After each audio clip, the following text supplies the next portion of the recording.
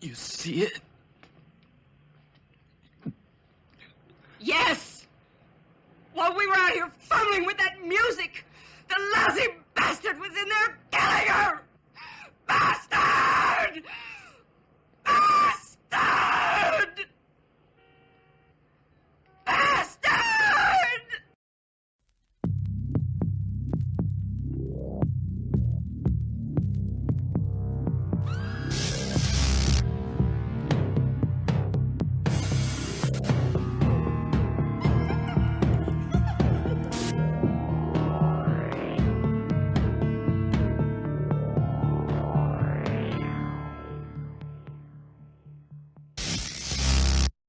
Welcome to the Blind Rage Podcast. This is Brandon Ford.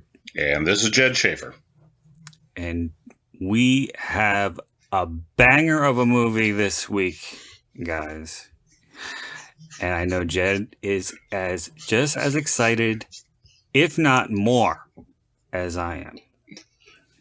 Excited, I don't know if is the right adjective. How about, I'm excited, but like, I He's still a little punchy. Just the thought of this movie is just, it's something. Oh, well, that's certainly a way of putting it. Yeah.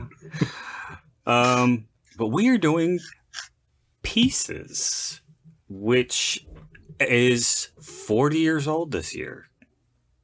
We've had 40 years of Pieces.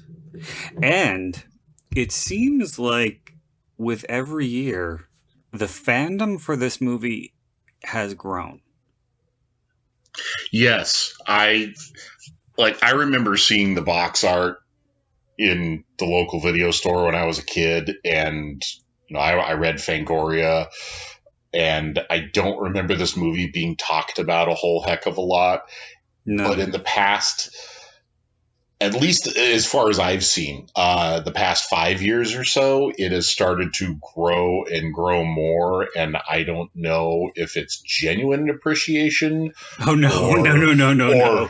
Or just sheer Troll 2 level irony. It's Troll 2 level. Yes, that's exactly what it is. And it's actually been going on a little longer than 5 years, because they do have screenings, and there was, I don't know if you know this, but there was a 2-disc set that was released, I believe, some around in the mid to late aughts, that had a commentary track with the theater experience. So you had to watch the movie with an audience and hear their reaction to it. And they were losing their minds from frame one. I believe it. I believe it. Well, I'm sure we'll get more into it, and talk about the first time I saw it. But yeah, I could definitely believe the audience just being bananas for this. Yeah, well, this movie is for sure an experience. Yeah. But before we get into the movie, I just want to get the plugs quickly out of the way over here. I would like to encourage everybody to check out my books in paperback and Kindle editions. Hopefully by the time this is posted, I'll have at least one hardcover up on Amazon. So just type in Brandon Ford. You also find my author page, which you can follow to receive email notifications whenever I have a new release. I also have titles available in audiobook format on Audible. If you don't already, please follow me on Instagram at writer Brandon Ford. You can follow me on both Twitter and Letterboxd at Brandon Ford.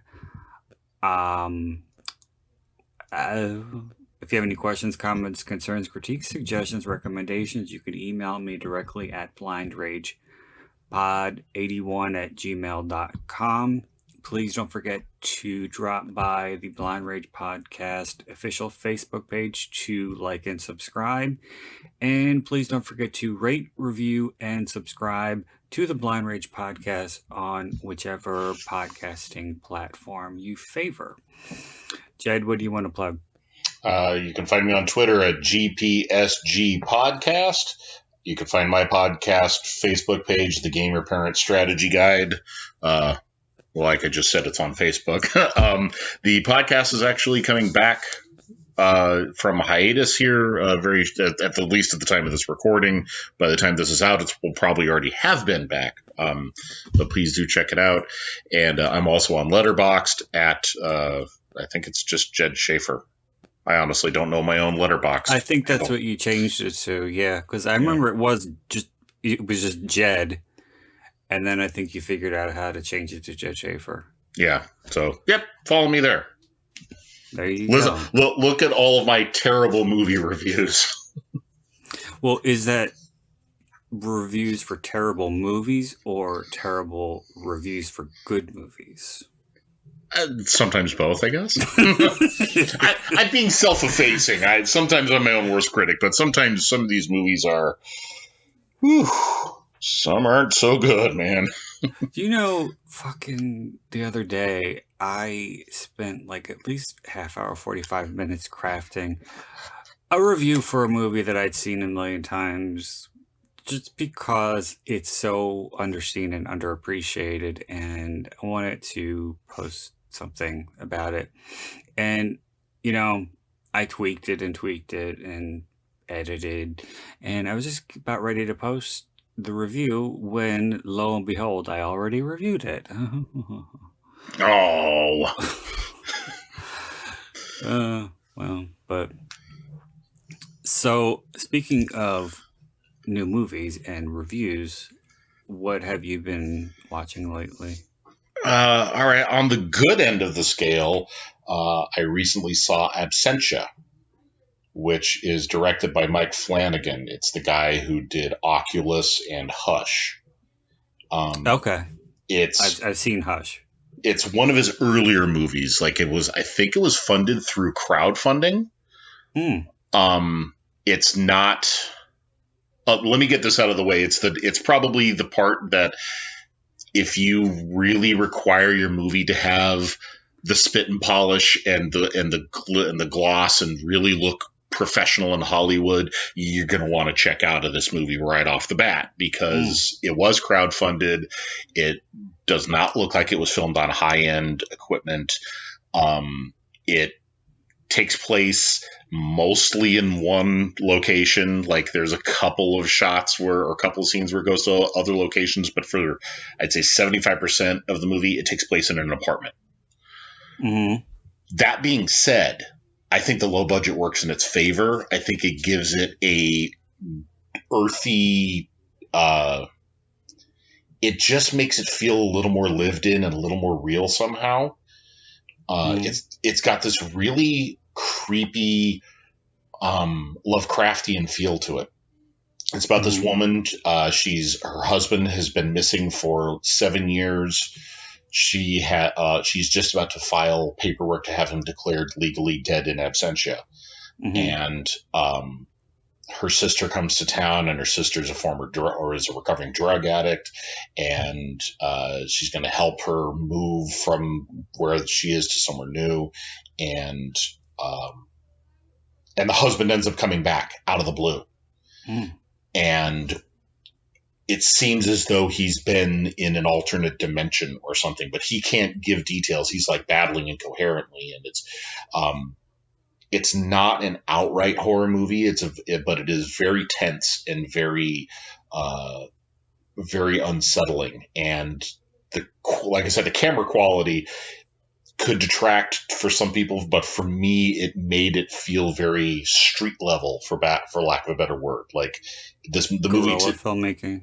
Yeah, I think it really adds to the feel of the movie, and for being an early movie that was crowdfunded, I was on the edge of my seat for the whole thing. Well, it must have been good if it helped him get financing for future projects. So yeah. I gave it 4 stars on Letterboxd. I thought it was it's not a movie for everyone. And the ending, I won't spoil the ending. All I will say is that some people it might piss off, but it's the ending that makes sense. Mm-hmm. On the other side of the spectrum, I saw for the first time the 1984 slasher anti-classic, The Mutilator. Mm-hmm. Jesus. Mm-hmm.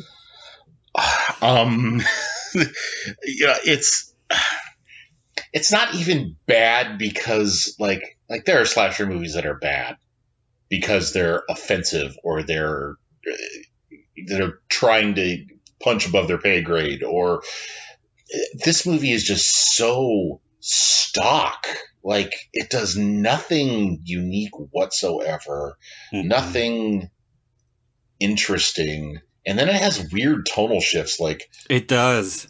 Like, there's this one scene later on, it's like close to the end of the second act, where there's a noise downstairs and this couple's getting ready to have sex, and the girl's like, would you go check out the noise? And he's like, I don't want to check out the noise, and let's just get down. And she's like, and she starts buttoning up her shirt, and she goes, I'm not going to check, she's basically saying, I'm not going to put out until you go check out that noise. And she then teases him with, she goes, if you go check out what's downstairs, I'll give you something to check out up here. And she's playing with one of the buttons. And all of a sudden the film goes into like triple speed. And he's like hurriedly putting on clothes. And it turns into a Benny Hill sketch. Yeah, I swear to God, I expected yakety sax to start playing. I was like, what the hell is this? This is like one of the Scooby-Doo scenes where they're running through doors and the ghost is coming after him. Like, oh my, it was so, like, this isn't a Police Academy movie. Why is this in here? Yeah. It's just, it was bad. It was It's so not bad. even fun to make fun of, I don't think. No, it's not really. Like, it's just, it's a dollar store slasher, like, for lack of a better word. It doesn't even try to be anything other than the most basic version of a slasher movie's core elements.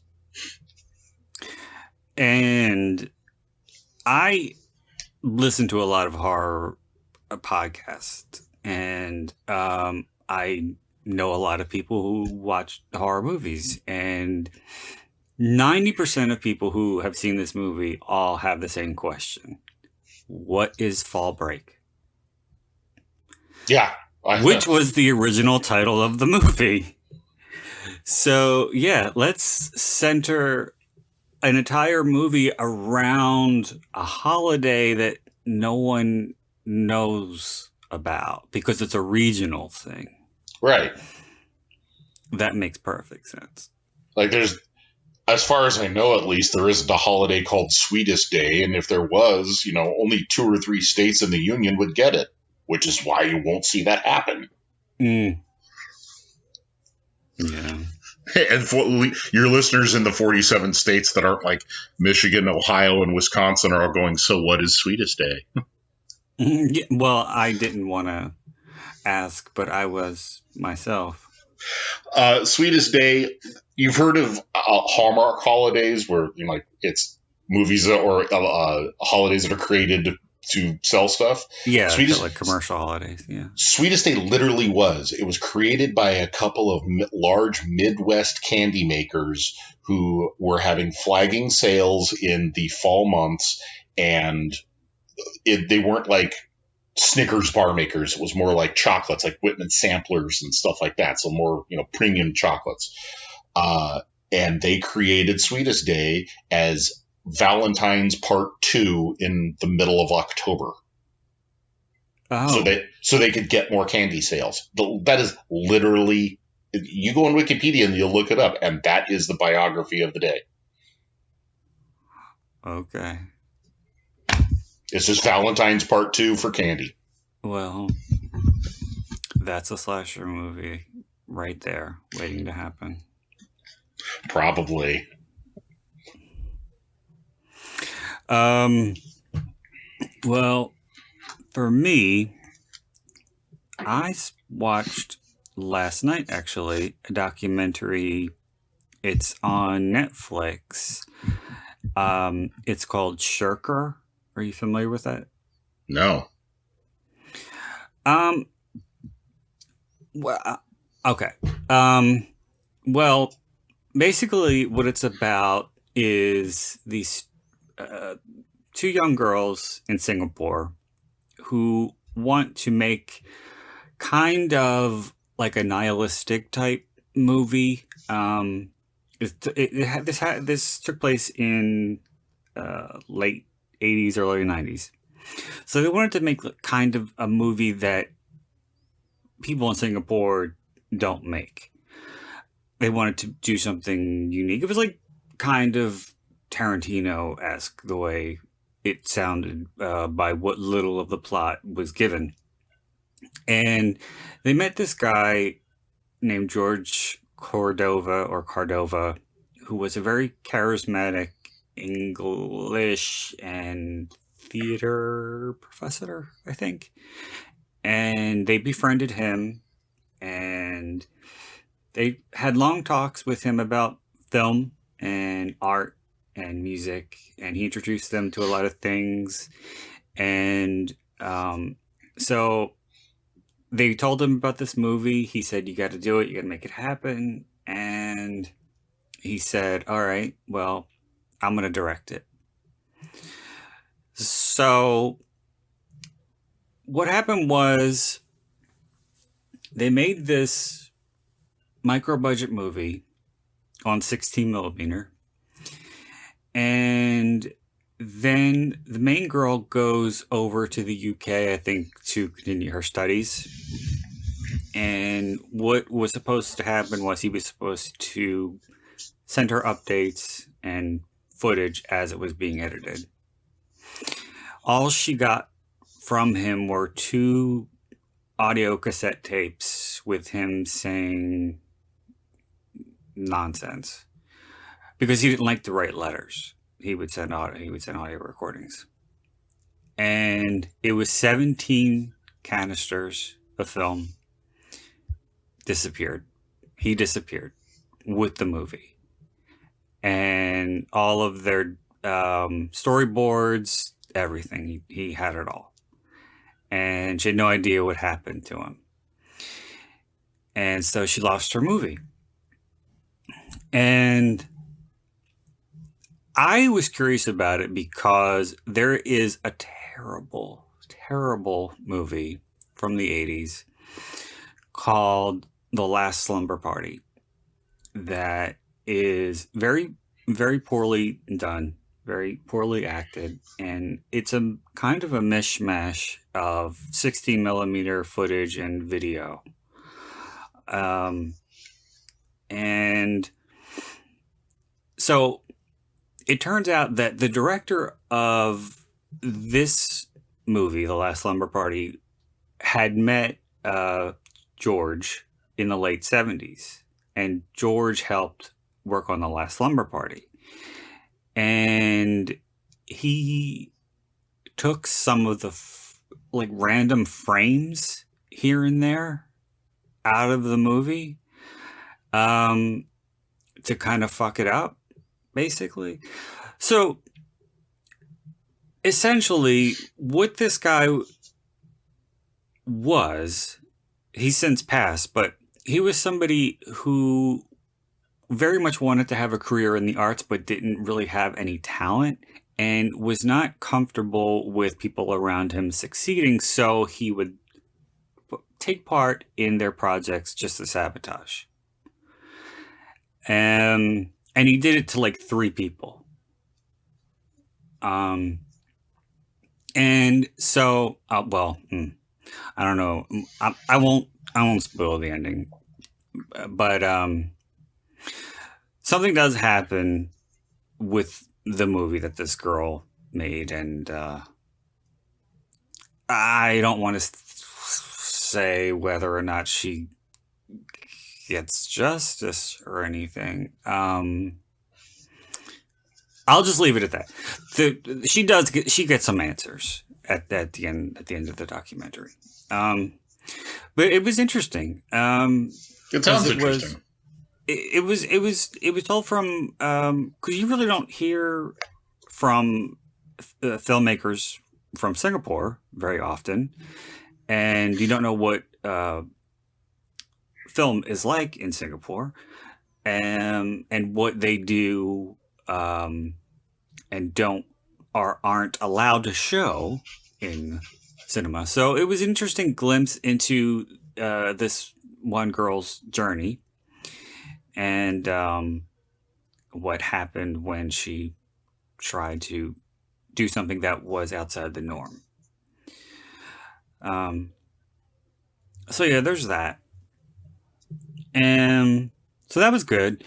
And I also watched a movie called Alone.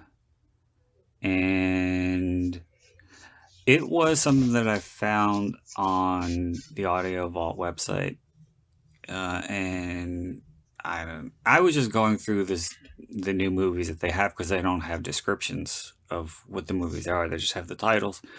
So it was a recent edition. So I just downloaded it and I looked on Wikipedia to see what it was about. And I thought it might, because there were two movies that came out around the same time called Alone. And I thought it might have been this one movie about this woman who's being stalked by, I don't know, an ex or something, but it was a thriller and it sounded decent. And then there was another that was a post-apocalyptic zombie movie with Tyler Posey. And that's what this one was. And I'm not much for zombies or post-apocalyptic movies. The whole thing's been done to death. And I really don't think you even have to be well versed in the genre to know what's been done and what hasn't been done a million times. And from what I could tell, this really wasn't a very original concept. The only thing I think, well, this might not even be original because, again, I'm not very well versed, but they didn't refer to the people or to the creatures as zombies. They called them screamers. Oh, Lord. And I'd never heard that before. But yeah, Tyler Posey's character is locked in his apartment over several weeks, and there are screamers, I'm doing air quotes, outside his door. So he has a refrigerator against his door, and he sees a woman across the courtyard in her apartment who hasn't turned, and they communicate with each other. She has like a dry erase board, and he holds up like no cards with responses. And then he gets a walkie-talkie over to her, and things progress from there. And Donald Sutherland's in it for about 5 minutes. I guess they could only afford him for a day. And you think things are about to go a little crazy when his character is introduced, but it doesn't, because it just kind of happens, and then that's it. So would I recommend that one? No, I would not. Doesn't sound interesting in the slightest. No. I think you really have to be hardcore into zombie movies to even want to indulge. My tolerance for zombie movies is like I like the classics, It's hard not to like stuff like Night of the Living Dead, Dawn of the Dead, Return of the Living Dead's campy and hilarious, and Shaun of the Dead's fun. And Train to Busan. That was the last zombie movie that I saw that I perked up and went, "Ooh, that was good," because that used the claustrophobia and the tension of the situation. But by and large, yeah, zombies. Yeah. So the whole it was underwhelming. But so that's all I got. So, I think we should get into pieces. I'm very excited. I contemplated, like, before I set up everything to record, I have a bottle of peppermint bark rum chata on top of my fridge, and I looked and I went, do I need that to get through this? I thought about it. I didn't, but I really thought. I think you would if you were alone. But you have me. So this is going to be an experience for the both of us. And I think it should be considered self-torment to watch this movie by yourself. And the first time I watched it, it was by myself. Same here. I think this might be like Catholic penance, and I'm not Catholic, so. Well, I am, so maybe it is. All right. This is very pretty easy to find. I'm sure you can find it on YouTube if you want to watch along. So we're going to get started with a 3 count. Are you ready on your side, Jed? Ready. As I can be for this. Okay. All right. Here we go. 3, 2, 1, play.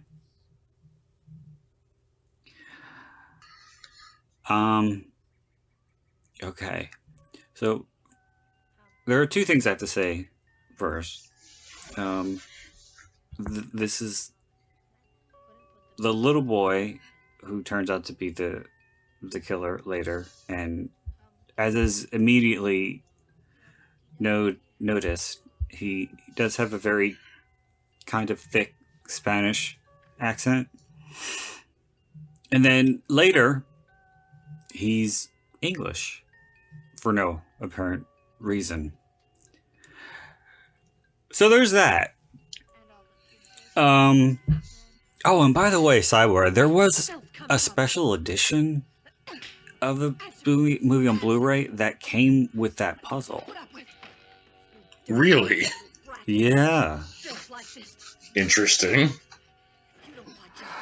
Another thing I wanted to say is there is some background music that's about to come up, and it doesn't, to me, it never sounded like music. It always sounded like machinery, in particular a dryer. So while all this is going on, it sounds like there's a dryer going in the background. It didn't start yet. Do you know what I'm talking about? No, I don't. I'm going to listen for it. Well, now we're listening to some really bad acting that's overdubbed. And it's also got to be said that for being as the title card or the header card. Here, this. Yeah, that doesn't sound like music. That does sound like some type of heavy industrial device. I just hear laundry spinning in a dryer. Very little. What I was going to say, though, was for this supposedly being Boston 1942, not a whole hell of a lot of this looks like 1942. No. Maybe his sweater vest, but other than that, the architecture is far more modern than 42. The outfits, this telephone, like a standard dryer again. Yep. Yeah, the telephone is no. Yeah, Bakelite telephones were not around in 42. Like, they didn't put a whole lot of effort into making 1942 happen.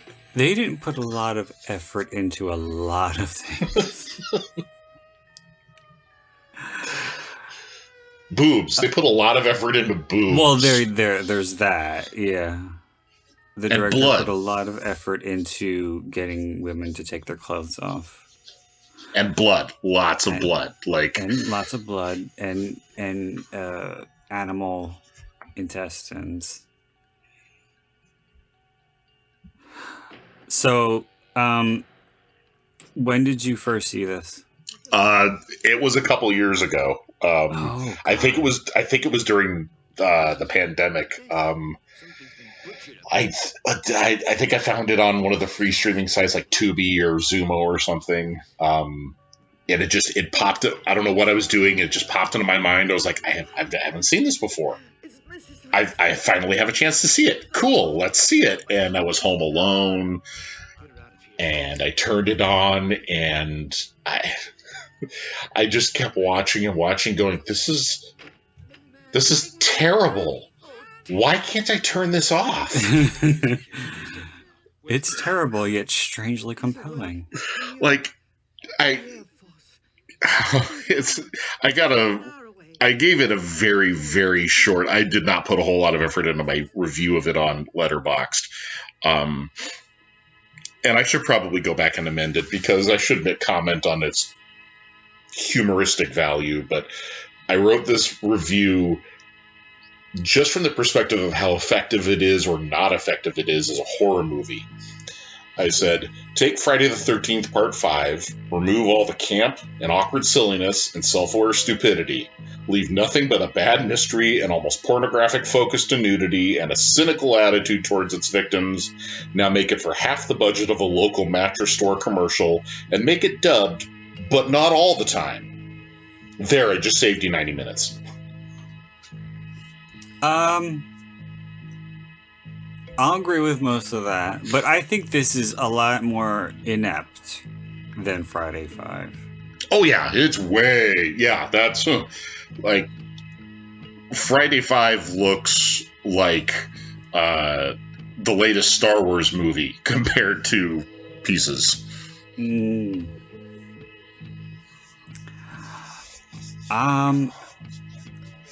I saw this for the first time when I was about 13, and I remember this very specifically. This was during a time when I was essentially cleaning the shelves of the horror section in my local mom and pop video store.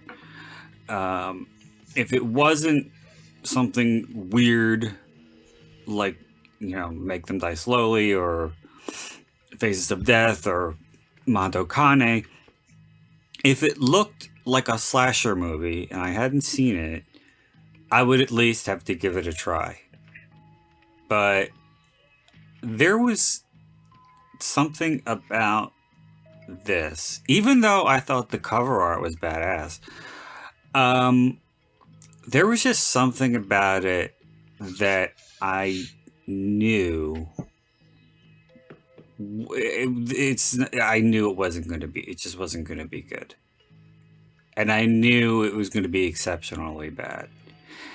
And I remember very specifically holding the box and literally walking hesitantly to the counter. It was almost like I was waiting for something to change my mind. But nothing did. And yeah, I brought it home and I watched it in my bedroom by myself on a little 12 or 13-inch TV and thought it was absurd. And this scene that's about to come up with the girl skateboarding there's a lot of people who are like, why is this here? Because it seems so pointless. But supposedly, I don't know if you know this, but the intention behind this sequence was for when she crashes into the mirror and the mirror shards fall everywhere, spoiler, the Dean is the killer. It gets the Dean's mind working, and that's what sets him off. I did not know that until I read an article about it. some time ago. Like, the movie does not make that clear out. No, it's not clear at all. No. And I don't think this is true, but a lot of podcasts cover this movie for obvious reasons, because there's a lot to dissect. But I don't think that this is accurate. But somebody said that that girl who hit the glass, that's her right there. No, I don't think so. No, I don't think so either. No, the girl that hit the glass had pretty. I mean, it was only a minute ago that I saw it, but I'm pretty sure she has darker hair.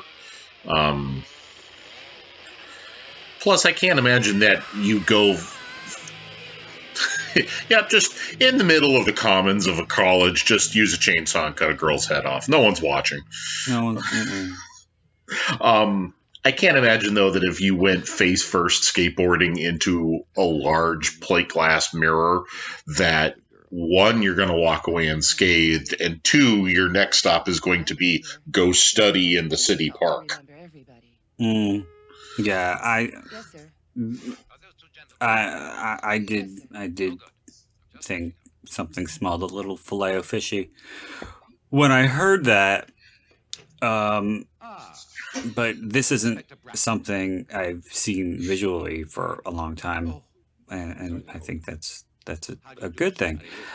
But I've also heard conflicting things as far as what was shot where, because some sources, like I think Wikipedia and IMDb, I believe, conflict with each other as far as like the outside of the campus was really in Boston, but then I heard the majority of it was in Spain.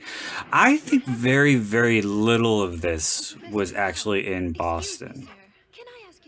I think the majority was in Italy and Spain.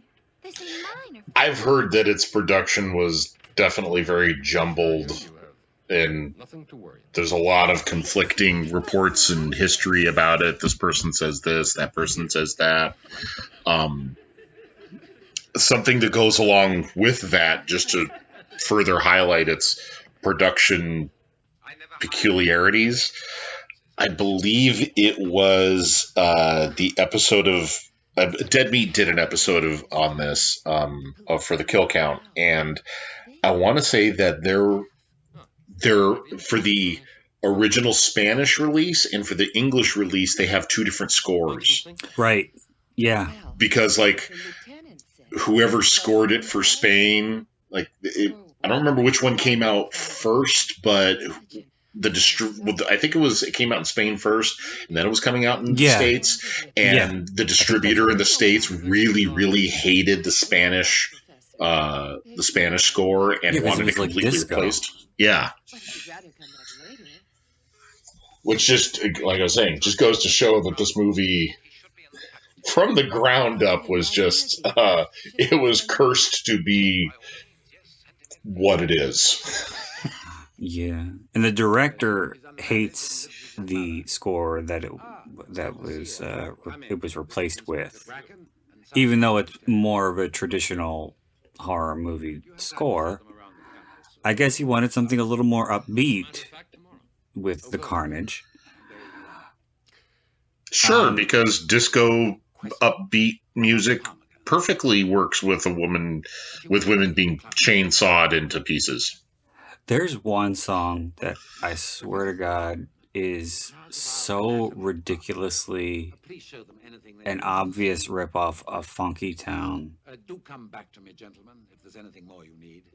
I believe it's when they're doing the One thing that in the dance class. It sounds just like Funky Town. Now we'll have to listen for that too. Investigation won't help us either. We'll do our best. Well, I'm sincerely glad And you have for all our sakes. Christopher George and Linda Day George, who were a couple and made a lot of movies together. A lot of really bad movies together. Wasn't this their last movie together? Like, I think it might have been. I can hardly remember the girl.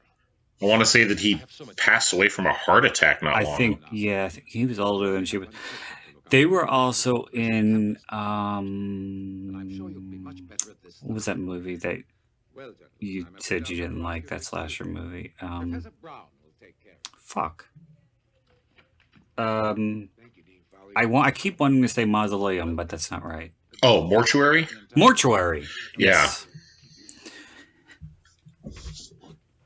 Yeah, I think that was 80.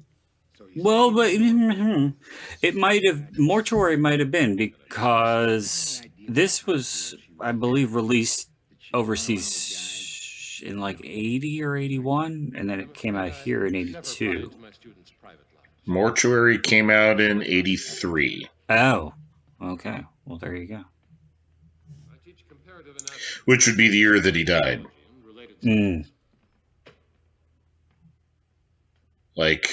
It was released July 8th, 1983, and he passed away, I just had it up, November 28th, 83. So, was that 5 months?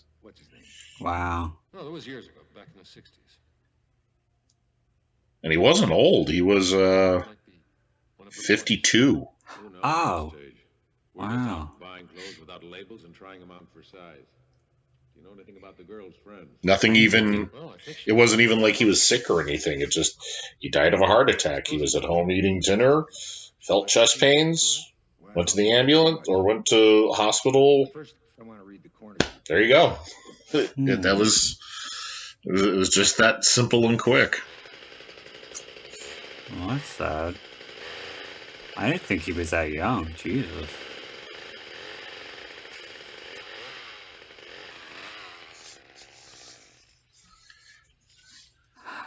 I remember the main thing that I saw this on, I think, it must have been Media put this out on VHS, and that's the one I saw, and it was cut. But that decapitation on the lawn, from what I could tell, or what I remember from that old VHS that I saw, was not trimmed. And I don't know if it was the washed out quality of the VHS or my TV needed some color adjustment, but I just remember the blood looking so pink. It looked like Pepto-Bismol that first time I watched it. And that's like the image that has stayed with me all these years. Because I went a long time without watching this because I hated it so much. I don't think even with remastering it got any better. It's not, I don't think it's Pepto-Bismol pink anymore, but it's certainly not the right color.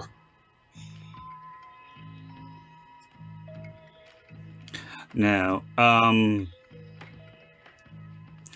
I heard recently that movies, especially overseas, when they show blood, they'll make it either black or green, because then it won't get censored. If the blood is an off color and it's not red, yeah, the censors won't be too hard on it. Huh. I mean, I guess black, depending on how you shoot, I guess is acceptable. Green or blue, though, unless it's a slasher movie about lobsters. Oh. Well, blue I've never heard. Green I definitely have. Weird. And there's tons of green in Troll 2.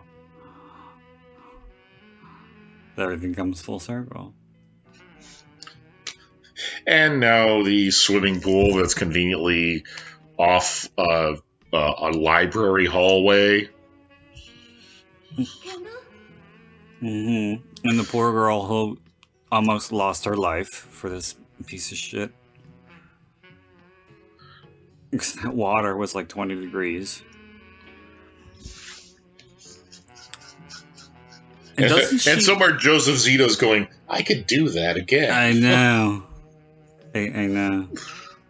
Doesn't she, like, take everything off except her boots first? Yeah, like she pulls her pants down and then she starts taking her boots off. Huh. Well, there is really no sexy way to take shoes off. No, there isn't. So that's why if you go to strip clubs, a lot of the time, especially male strip clubs, they come out barefoot. And for strip clubs where women dance, I've only been one time, but they, at least all the dressers or the dancers there were wearing like very simple high heels that you could get things off and around. Mm.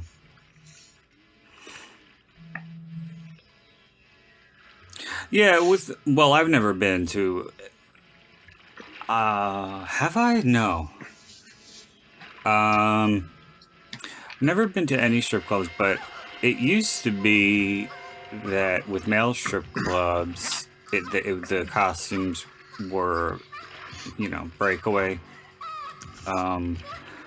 But now people want to see more and more intricate scenarios, and it's just not possible. So, yeah, the only option is to just come out barefoot, especially if you're wearing like business attire, which is popular in male strip clubs.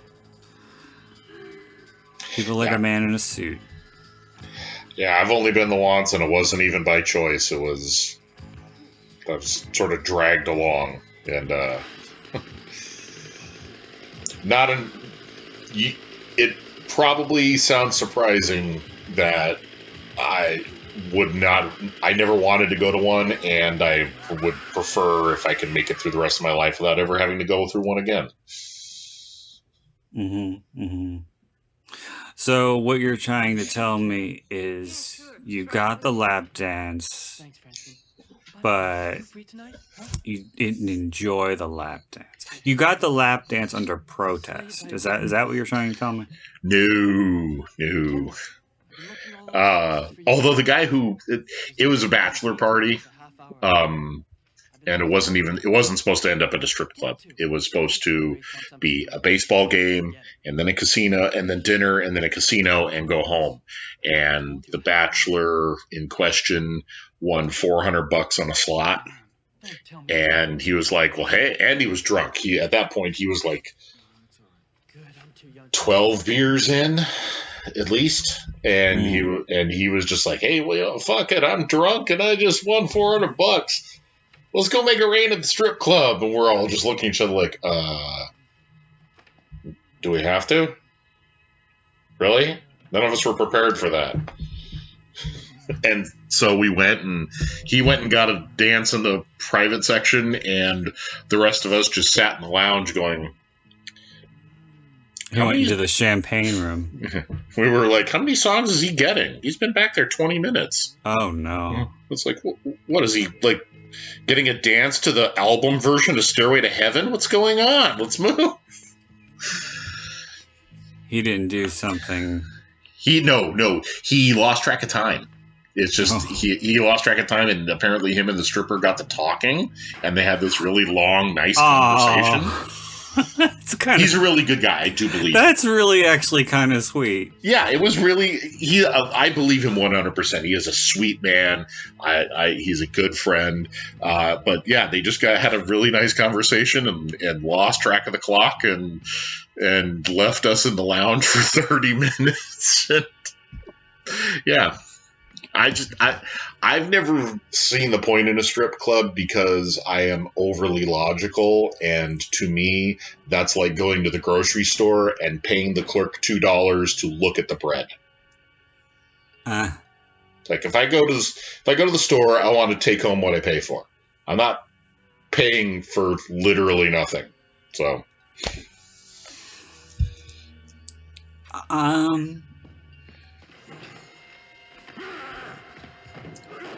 also, to get back to the movie for a moment, his reaction, the landscaper, walking into the pool room, seeing this woman who has been completely torn apart with a chainsaw, like cut so that way the killer could take her torso, and his reaction is to make the skeptical dog eye, like shifty eyes. Yeah, like he's looking around the room. He does a lot of eyebrow acting. Like if I walk in and I see a woman, Brutus, you know that? Brutus from Popeye. Is it? Yeah. I did not know that. But I just, if that was me and I walked in and I saw, the head, arms, and legs of a woman and no body, I don't think shifty eyes would be my response. Panic screaming, maybe. I never knew this about myself until I went to my first funeral, and it was an open casket. But being near dead bodies, even if it's people that I have known and cared about, I just get the willies. Could have destroyed some evidence. Like even when my grandmother passed away, who I was very, very close to, I got creeped. Like I couldn't really go to I kind of had to force myself to go up to the coffin to pay my respects and say goodbye, because she was such a close part of my life. But I did get just like a creepy feeling. I don't think you're alone in that. I think that's pretty universal, that you're seeing a human body that's not moving, not breathing. There's nothing left of the person you knew, and it's disconcerting. Let's turn the page. Yes. Besides, there'll be a lot more dead bodies coming up. Yeah. So, I don't... If seeing someone at a funeral who is, been embalmed and has had makeup and applied and all that stuff, gave me a creepy feeling. I can't imagine how I would react to a pile of dismembered remains.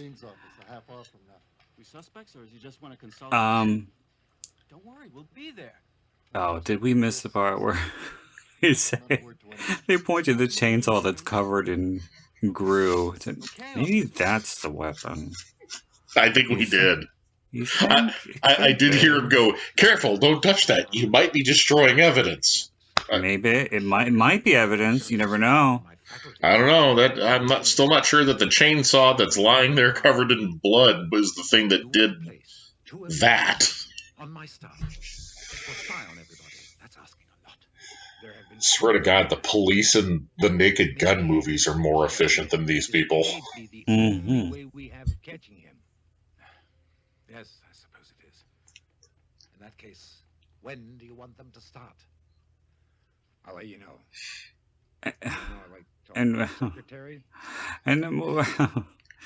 One of the biggest head scratchers that you always hear about this movie is the tennis pro turned police officer going undercover as a tennis pro.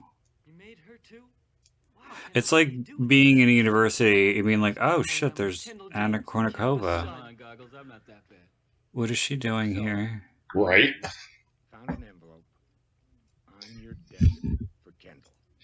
Marked most urgent. That one didn't. I mean, it is. I'm not discounting it. That's what the shit. But I think the thing that caught me the first time I saw this, and still makes me scratch my head the most, is that the police are like, well, we can't keep an eye on the campus all the time. We need some type of inside source. You, random geeky student, you're working with us now. Who everybody wants to fuck, by the way. Right. And this guy is not. I mean, No. even by early 80s standards, this guy's barely room temperature. He ain't punching above a 5 or a 6. Sorry, sir. Beats me why Susan would use your So, office or something like that. I was actually listening to a review of this on a podcast the other night, and somebody said that his friend looked like a skinnier Jonah Hill. Why did you show up? Kind of Jonah Hill mixed with Revenge of the Nerds. He's the really fair-haired guy with the really large glasses. I don't know. I only know Kurt Armstrong. Yeah, there's one of the nerds in that. He looks a lot. If you're different hair color completely, but other than that, it's kind of like him and Jonah Hill merged. Yeah, sure. Here, I want you to give me Either way, these two guys are not getting laid at the campus with the regularity that this movie would seem to insinuate. No, and they don't even talk like they have any sort of swagger or anything. Here it is. Talk about it, talk about it, talk about it, talk about it. Tell me this is not Funky Town. Yeah, kinda. It's kind of like it's like Funky Town a little bit new waved. Yeah. Like if Blondie was covering Funky Town. So stupid.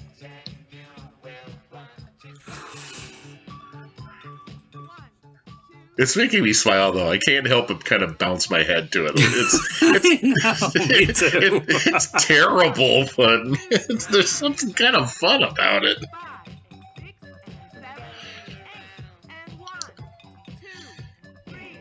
Yeah, and this aerobics class was clearly coordinated and choreographed by a man. You're not the first person I've heard to say that.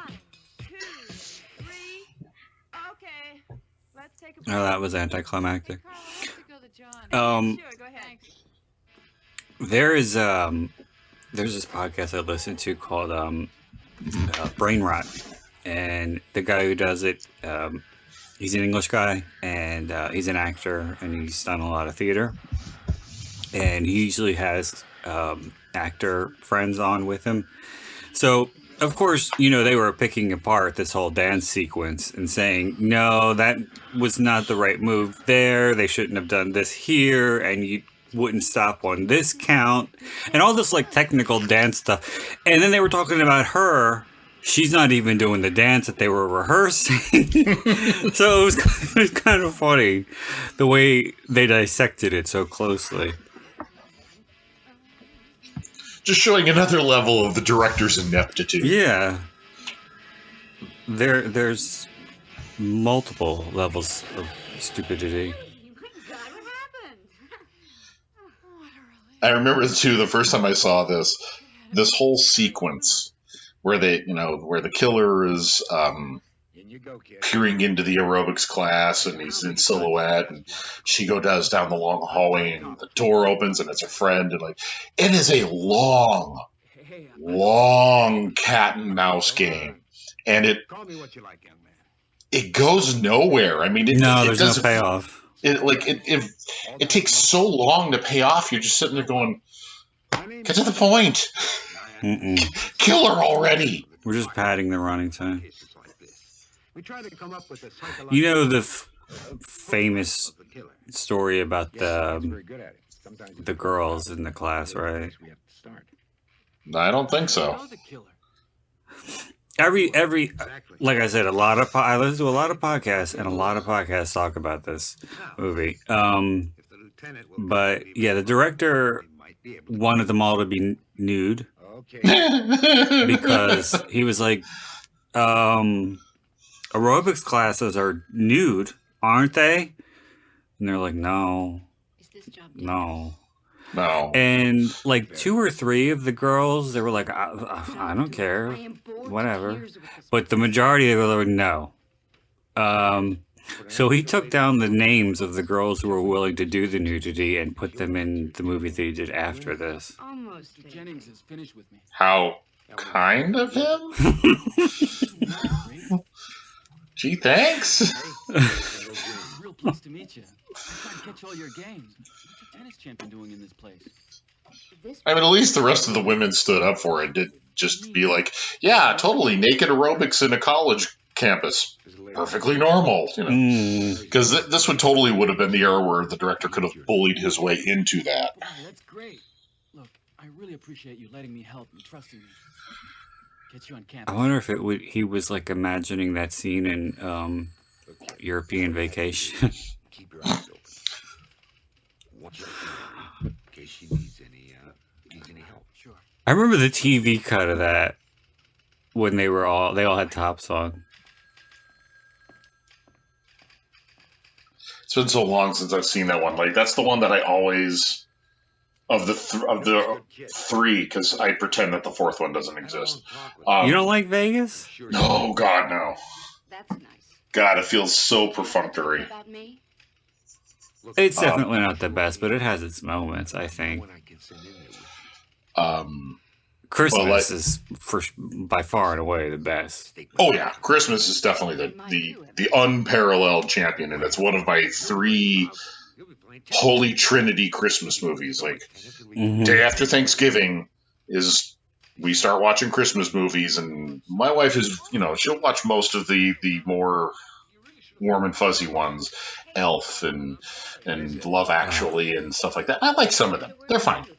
But there's only 3 that I have to see: Christmas Vacation, Scrooged, and Die Hard. I don't know what's happening. What's happening? Don't think I've seen Scrooged since it first came out. Mister, rumors like that. I love Bill Murray in it. I think I know Roger Ebert really shit on it. He was like, all of his lines are mean spirited. There's no humor behind it. He's just being a dick. And it's like, but he's supposed to be a dick. Yeah. It's a Christmas Carol. Scrooge was an asshole. Yeah, that was kind of the point where he was supposed to redeem himself at the at the end. Oh, hey, here's the quote unquote tennis pro. Yeah. See better tennis moves in a Nintendo game.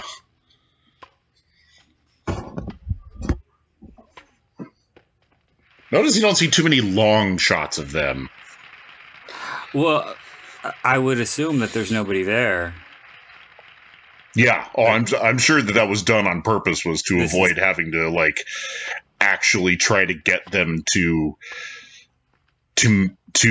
perform an effective volley. No, I meant the audience. It sounded like canned applause to me. Oh, okay. Yeah, no, I was more referring to the fact that I don't think that the 2 people were there at the same time, the 2 players. Oh, no, I don't think they were.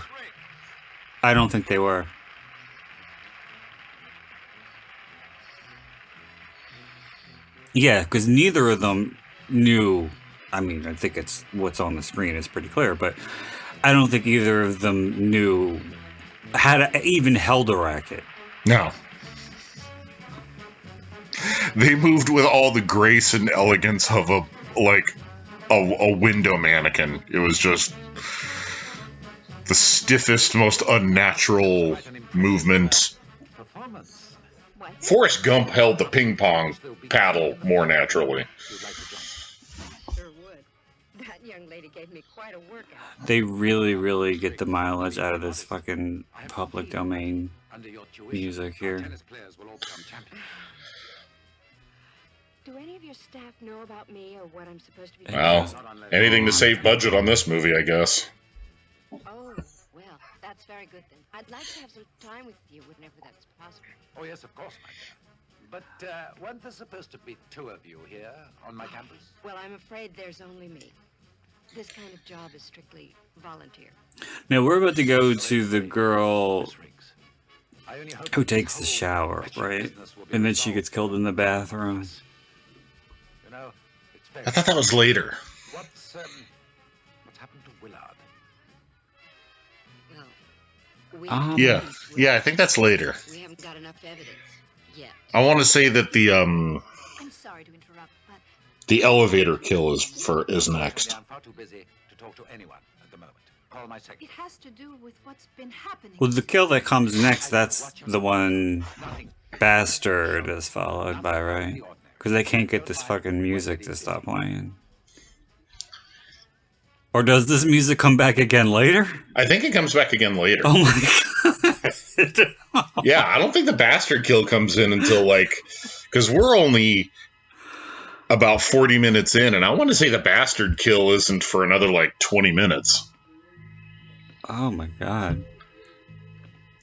I could be wrong. It's been a hot minute since I've seen this, but yeah, I want to say that I almost want to say that that's the last kill of the movie before the finale. Because I think it's the elevator kill, and then the completely logical, there's no, why would you question a waterbed being in a school gymnasium kill? Right, of course. And then I think it's the bastard kill. I think the waterbed in the gymnasium is the equivalent of the bathtub in the school in Slaughter High. Not only is there a bathtub, but there's a full-on queen-size bed. As normal, perfectly normal. Mhm. And that's a deeply, as bad as it is, I do like it. But it's easy to explain away all the stuff that doesn't make any sense because it's all a dream. But still, it's just kind of... Yeah. Here, not so much. No. Another movie that's got very oddly placed, out of place of rooms and decorations and stuff. And I just mentioned it, Elf. The shower in the department store. You don't shower when you go Christmas shopping? No, that's. I have yet to have that experience. I've never been in the middle of JCPenney and thought, I need to get that blouse for my wife, but first, I'm feeling a little grungy. Feeling a little rank. Yeah. Yeah. You gotta do something about that. I've actually never seen Elf from beginning to end. My tolerance for Will Ferrell is pretty low. I liked him on SNL, but his movies, not so much.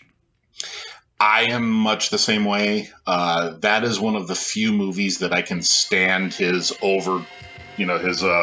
overgrown man-child act, because it actually contextually makes sense for the role. But I can also understand anyone who can't tolerate it. I completely get. It's so usually with him a little goes a long way.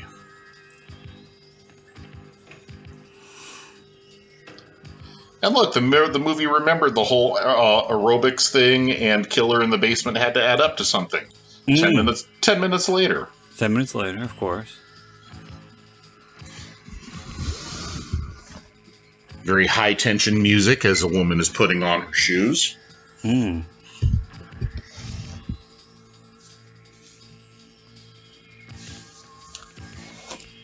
Oh, more high tension. She forgot to turn the lights out. Oh no.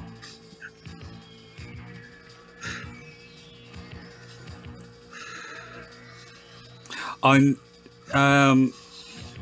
pretty sure on the, if not the DVD. I'm pretty sure on both of them, the DVD and the Blu-rays of this, you can watch it with this music and the original music. So just imagine disco music playing during the scene. Just imagine Funky Town in the background. You know, I kind of need to see that.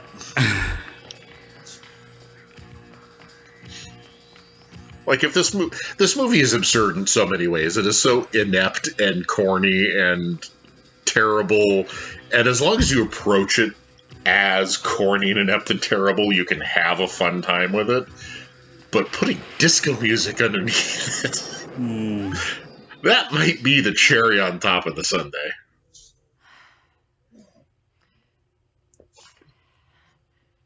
I was trying to get some info about the sequel, because I mentioned that I remember reading about it on a website called Retro Slashers. It's kind of not really updated anymore. But yeah, that was how I first heard about the sequel. And I seem to recall that there was more information about it, but I contacted the webmaster because he's on my Facebook, and I asked him, and he just said it was just basically a sentence that said that there was a planned sequel called Two Pieces that never came to fruition.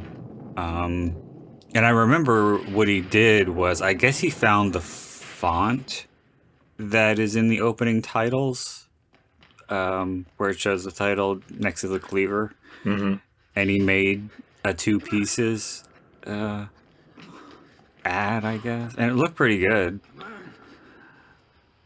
But Two Pieces, that is a clever title. It's for a only sequel. It's the only real title that they could have gone with. I mean, anything else, More Pieces, it just... Oh, God, no.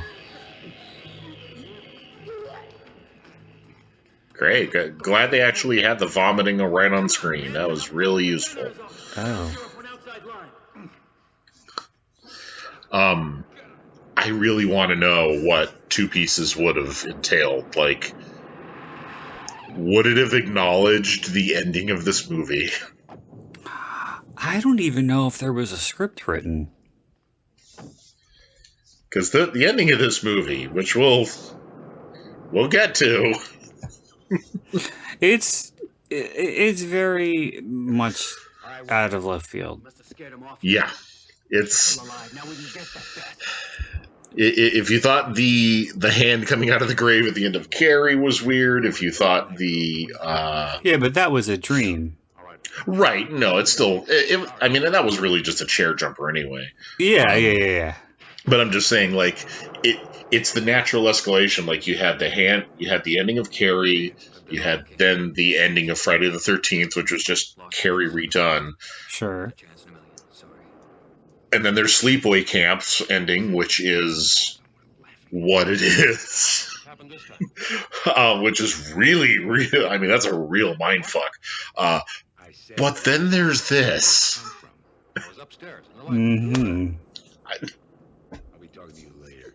Every time I see any mention of this movie or I see a video about it, I just think of the ending and go, but why?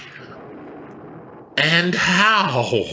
And why again? Oh, I was going to call you. Have you ever seen a movie called Mikey? Mikey? Mm-hmm. No, it doesn't sound familiar. It has Brian Bonsall in it. He was on Family Ties, the little boy. with the blonde hair. Haven't heard that name in forever.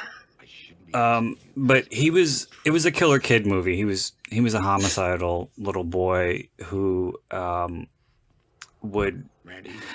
it was kind of like The Stepfather in that this little boy was looking for the perfect parents. Lieutenant. When the stepfather, he was looking for the perfect family, and Do your best job, pal. they would always disappoint him in some way, and then he would kill them.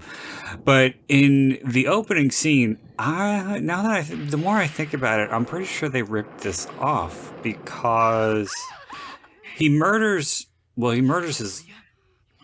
Well, he drowns his little sister who's about 6, and that's really kind of disturbing. But oh god. But to make it, less disturbing, is you could tell that the little girl can clearly swim. But yeah, he electrocutes the mother, and then he beats the father over the head with an aluminum baseball bat. If we do it again. And then the police, when they come, they find him hiding in the closet. And he claims somebody broke in and did it. Much like the beginning of this. Why are you getting dressed? Oh, honey, where are you going? What if you gag me? Yeah, I'm looking at the Wikipedia for it, and I've never heard of this. Oh, I've seen it so many fucking times. What else is in it? Josie Bissett. Josie Bissett, yeah. Ashley Lawrence. Ashley Lawrence from Hellraiser, yep. John Deal. Huh. The little boy whose name is escaping me from A Nightmare on Elm Street 5. Oh,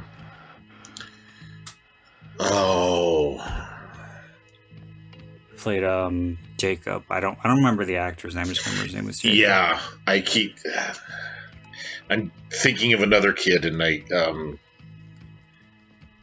thinking of Miko Hughes, and I know that's not it. No. So now I got to look it up, because if I don't, it's going to just drive me nuts. Wasn't he right there on the Mikey page? He played Ben. Whit Hertford. There you go. I had no idea. No wonder I couldn't remember that name. I had no idea that was his name. There's a teacher in it who is a character actor, or he plays the principal / gym teacher, which I think thought was kind of odd. But he's a character actor who's also been in a ton of stuff, and his name is escaping me. Lyman Ward. So there's a lot of noteworthy or notable people in the movie.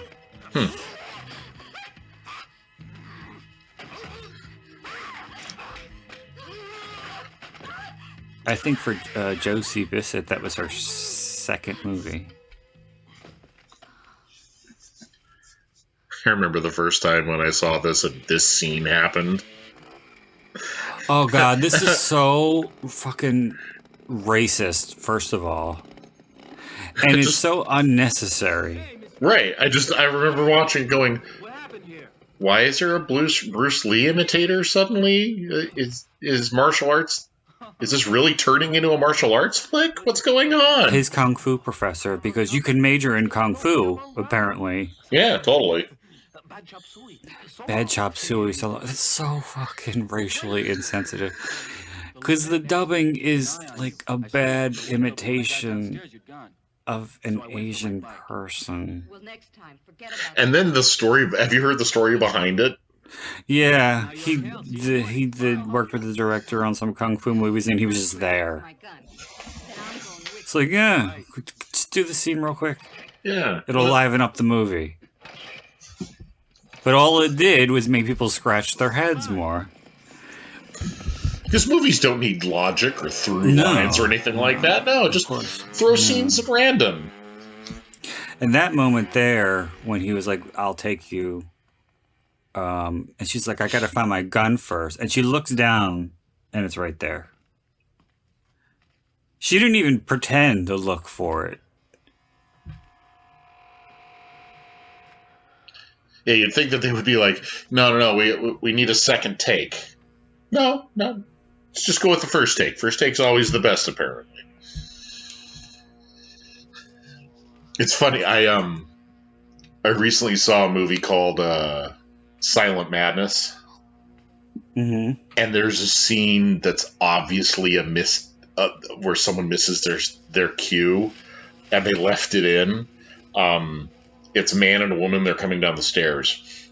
And it's one of those, it only happens in movies things where they're having where they stop to continue their conversation on the stairs. Mm-hmm. And they both stop, but the guy stops, but she goes down another step and then backs up a step. Oh, and yeah, like she takes the extra step and the guy stops talking and she stops talking. And I mean, she does it really quickly, but you can still see she's like, oh man, I screwed up. Back up another step. So it backs up the step and then the scene continues. And they left this take in the movie. Like, was film at a premium at that point? Could you not afford the one extra take so you could hit your mark? Have you seen the original Toolbox Murders? No. There's a scene where there's a character, he gets in a car and he pulls out of his space and turns out onto the street, but he didn't close the door all the way. So when he turns out onto the street, the door opens and he reaches out and closes it again. And that always bothered me too. It's like, why couldn't you just do another take? But I think that was because it was a crane shot. That they were like, okay, we got to get this on one take. We only have the crane for X amount of minutes. Don't fuck this up. And lo and behold, he fucked it up. The one thing and one job.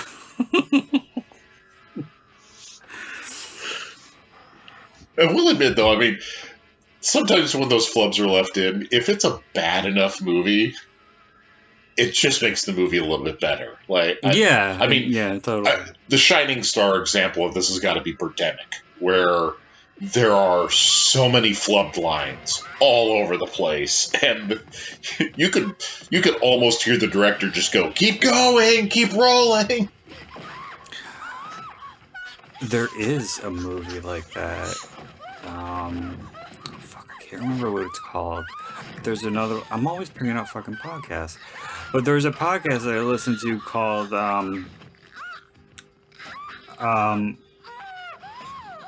Definitely First Blood, and they talk about a lot of really obscure stuff, and this was shot on video. I can't remember what the name of the movie was, but it was literally, you could literally hear they played clips of it, of the director in the background going, "Keep going," because the guy couldn't remember his line or something, or fucked it up. And you literally hear somebody in the background go, "Keep going." And they left it in the movie.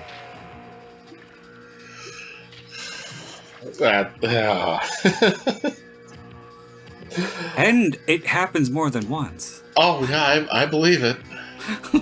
I believe it. There's the last example. There's a video game for an old system called the 3DO. I used to have a 3DO.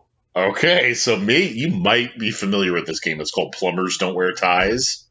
No.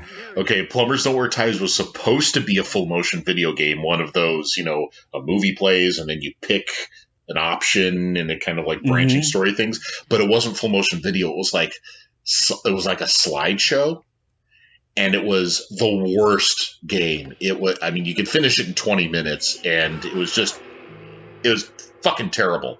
But it's kind of like a romantic comedy in a way. And towards the end, there's the scene where the main girl is getting chased by this sleek guy who she had a job interview with, and he was trying to proposition her.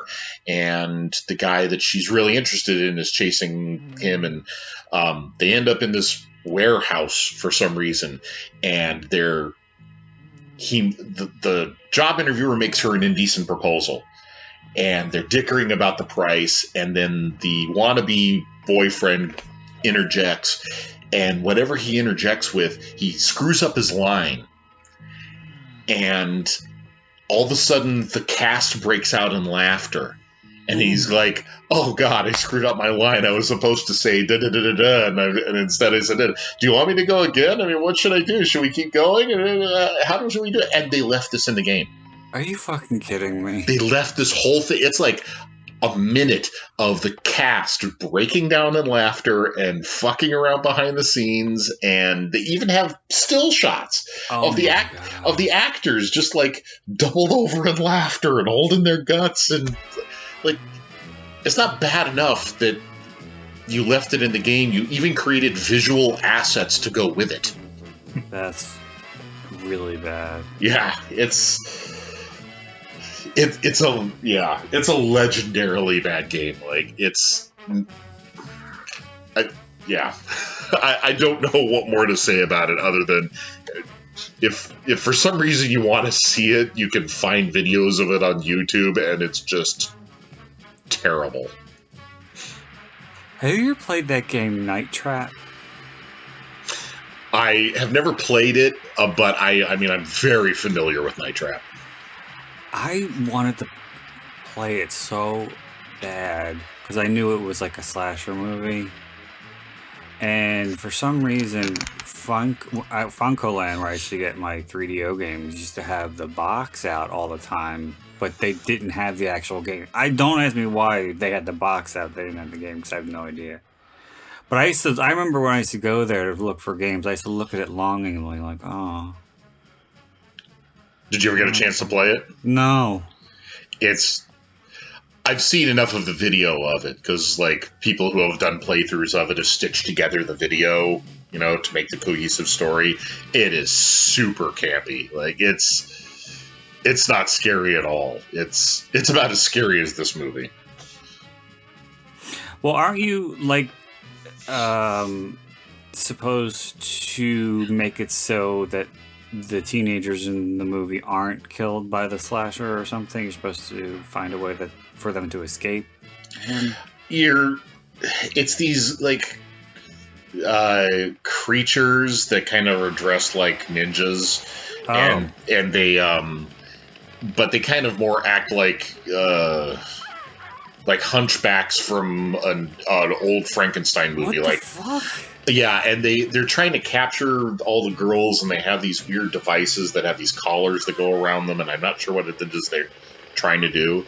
But all you do is you flip through different security camera feeds, and if you time it right, and you happen upon them, you can set a trap that will catch them or eject them from the house.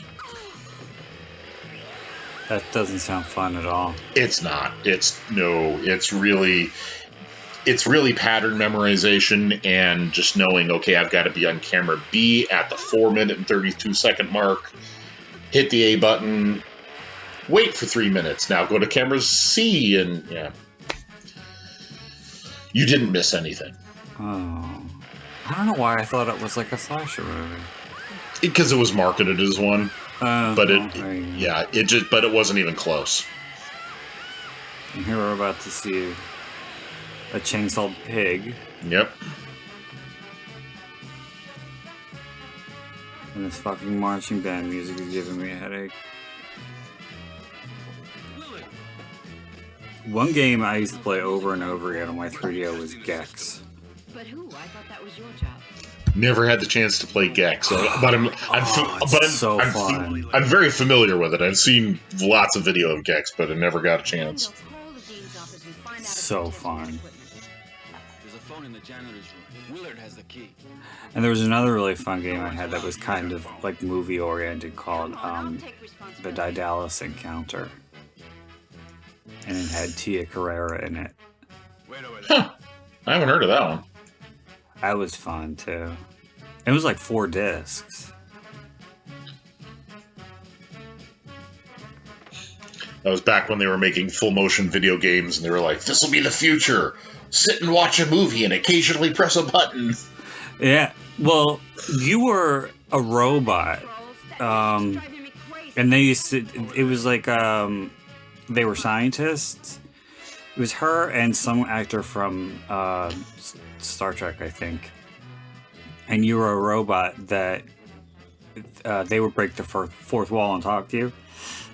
And they were on some kind of a foreign planet, and there were puzzles and stuff that you had to solve for them in order for them to go to the next area. Some of them were hard, but it was fun.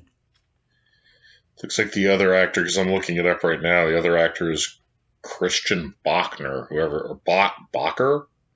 Never heard of him. I think he's from Star Trek. Whoever he is, he doesn't even have his own Wikipedia page. Kendall! I think we're shortly coming up on... Oh, I know what we're coming up on. We're coming up on this one blowing out all of the AV equipment.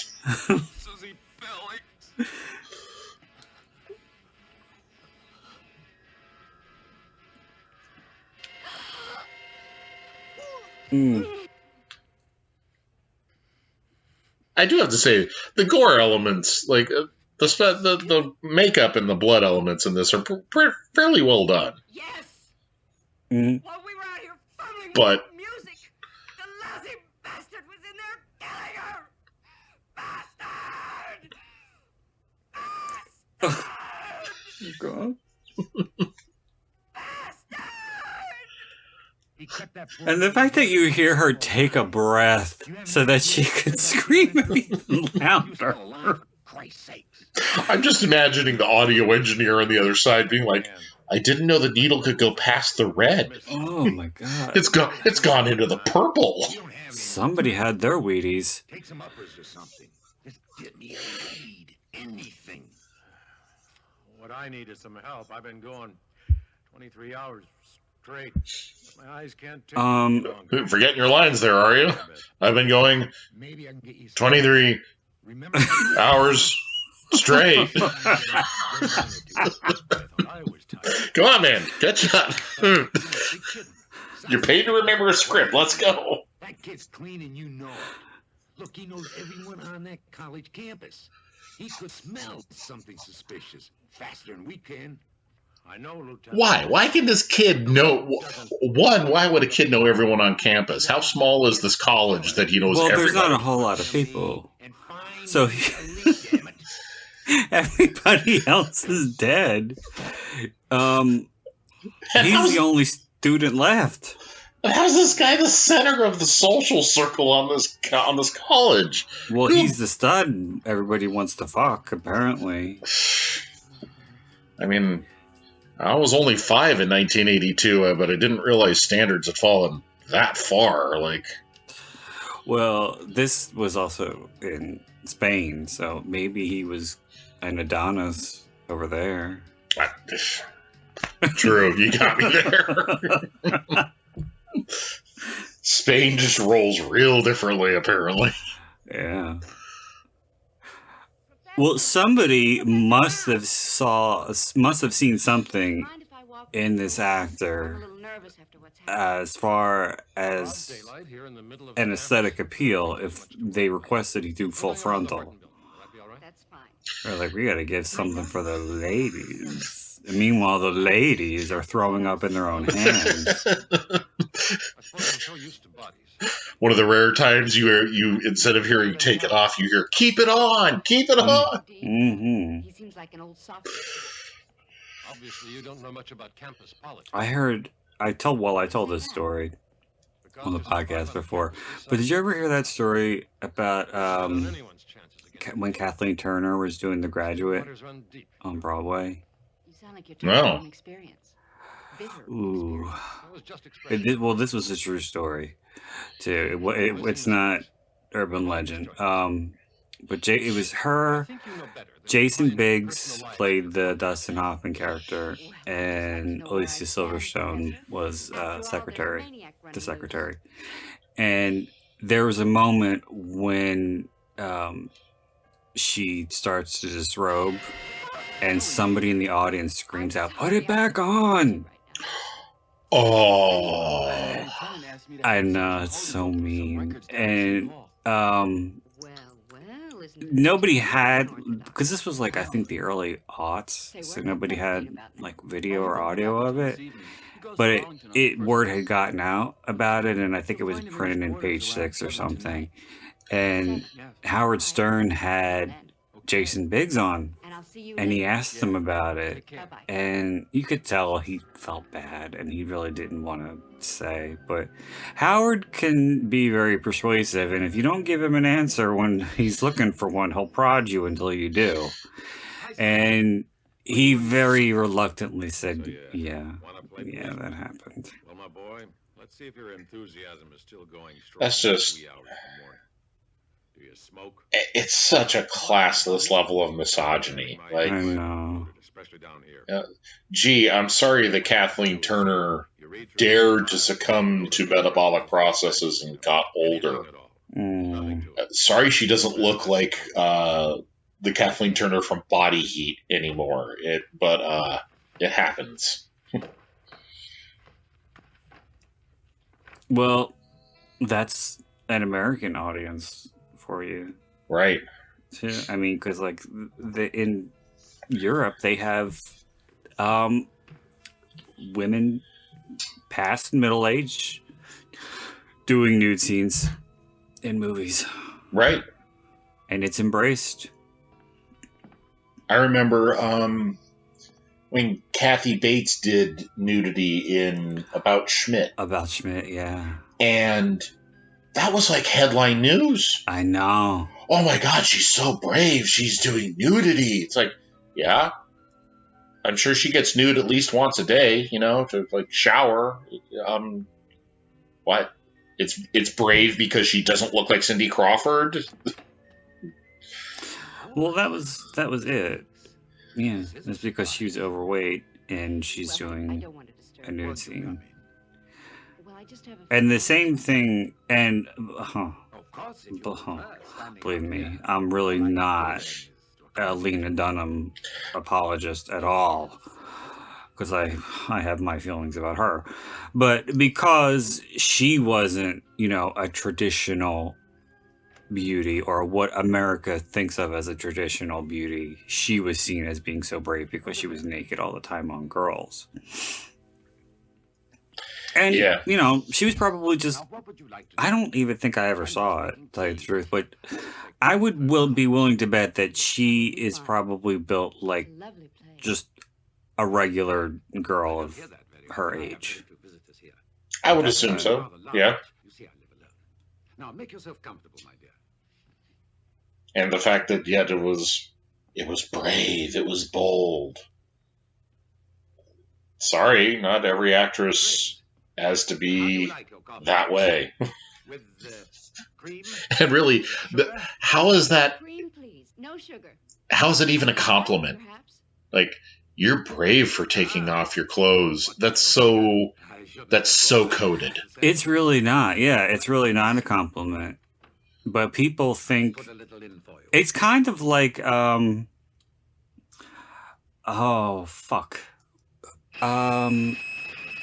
that comedian? He passed away. He was Mexican, and he used to have this bit where he said that people used to come up to him all the time and tell him he didn't look Mexican, and say it like it was like this huge compliment.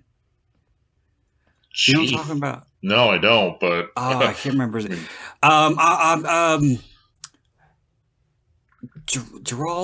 Nick Giraldo, is that right? Oh, yeah. I know you're talking about Nick. Yeah, I think it's Nick Giraldo. Here we are, my dear. Greg Giraldo. Yes, Greg Giraldo. Yeah, he was funny. I liked him. I liked him too, yeah. Here's your coffee. Thank you. It's But that's basically the same thing. People would, It's fine. think that it was a huge compliment to say that he didn't look Mexican. I'm glad you like it. Now tell me, Miss Riggs, what did you want to talk to me about? It's amazing how people will... Professor Brown. They don't even realize what they're saying sometimes in those types of phrases. Yes. Does he have any sort of problem? I've said anything that would help. I've said things that if I, well, no, let me not incriminate myself. But we need anything that we can But get. there have been 2 different cases Some more coffee. where, and I didn't say it Yes. in that sort of way, but there are 2 different cases where I had coworkers who were Hispanic and I thought they were Italian. And I found out that they were Puerto Rican. And I was like, I just said, "Oh, you're Puerto Rican. I thought you were If we Italian." don't find out something soon, And we'll have to get a warrant and search the entire both campus. of them just laughed. um, Well, I certainly wouldn't want the I think everyone's had one of those where you say it and you don't realize the dead bodies. not the insensitivity of it, just that there's like, hey, here's mine, and it was recently, like within the past 6 months. I was doing an interview for my podcast, and the subject was about representation, LGBTQ representation in video games, and why that's important for kids to see, whether a kid is gay or lesbian or trans or queer or whatever it may be, why it's important for them to be able to see characters like that in video games. And I was speaking to someone who was trans. And I wanted to know, I typically when I have someone on, I want to get to know them and want the audience to get to know their background first. So I'll ask just some normal personal character building questions. And one of the questions that I asked was, when did you know that your birth gender did not match your identity, and when did you come out about it?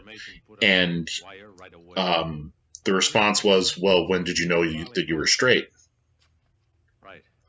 And I went, oh, yeah, oh shit, that's that's kind of a good point. Like, wow, Yeah. I feel like kind of an ass for asking that, and the response back was very polite. They were like, no, I wasn't trying to make you feel bad. It wasn't meant to do that. It was just to illustrate that, sexuality isn't. She was going to see him at 7 o'clock. Everyone is, by asking that question, you're sort of setting straight cisgender as the default, and anything that isn't Right. is the aberration, where really where obviously it's not. So yeah, I mean, I didn't even clock that until I got checked on it and went, yeah, that's kind of an insensitive question. Well, believe it or not, I found out about him some years ago. used to see a therapist, But and as long as he doesn't asked break me the rules, that's his affair. when I knew I was gay. Seems more A upset therapist about asked me affection this. than I am. And I wish I had said something that clever, He almost tried but to- I just said all my life. And he said, well, that's what I thought you would say. What the hell's that supposed to mean? I don't know. Like I know that some people don't, they can't, like my wife's, one of her high school friends, couldn't admit it to herself until she was in her teenage years. So I know that it can happen, but like my uncle, he knew when he was 5. So, all his life, basically. Like, that's what I thought you'd say. Is all my life a stock answer? Like that's what it seems like that's what he's treating it like all my life. Oh, okay, yeah, sure, that's a deflection. It feels very dismissive on his I part. thought you'd want to see this telex right away, sir. Mm. It's a break in a college case. It didn't bother me, really.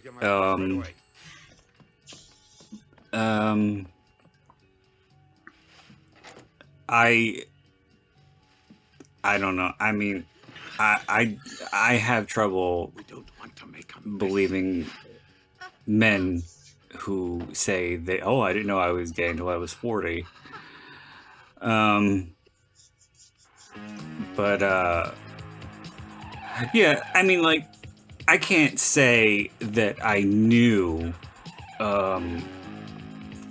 when I was 4 or 5 that I was gay, because I didn't know what gay was, and I didn't know that there was any sort of sexual component that would come out of me later in life. But I knew that there was something that separated me from the other kids.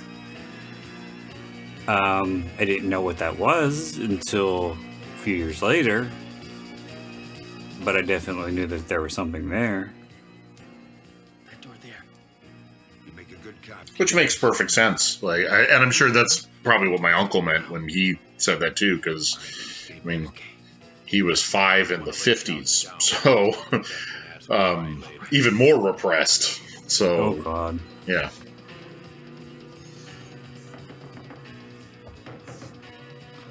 Yeah, a time when you could be arrested for being in a gay bar.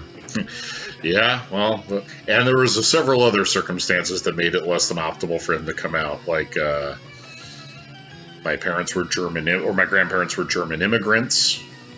They immigrated shortly after World War II. Can you guess where I'm going with it? Mm-hmm. Yeah. They weren't German Jews. No. Yeah. I'm a rare breed in that I have grandparents who fought on both sides of World War II. Let's go find him. He can't be far.